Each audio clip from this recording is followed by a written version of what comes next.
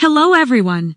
Did you know that you can quickly and easily move all your contacts from the SIM card directly to your phone?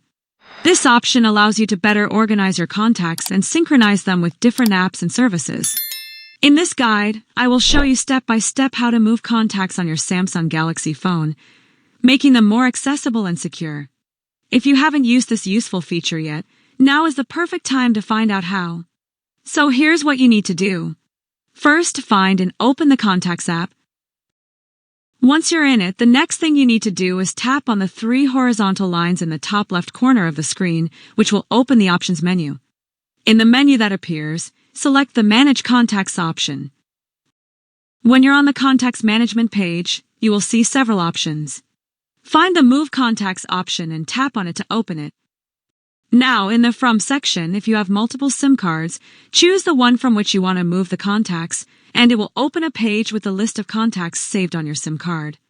You can select individual contacts or all the contacts you want to move to the phone. Once you've done that, tap the Done option at the bottom of the screen.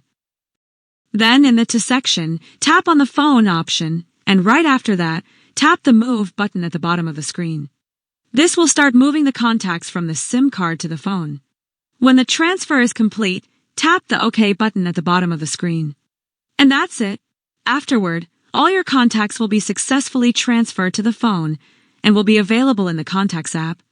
Now you can organize your contacts, add new information, or sync them with different apps. The contacts will be saved on the phone, which means you will be able to use them even if you change your SIM card or device. If you found this guide helpful, like the video, share it with your friends, and subscribe to my channel for more practical tips. See you in the next video, and thank you so much for watching.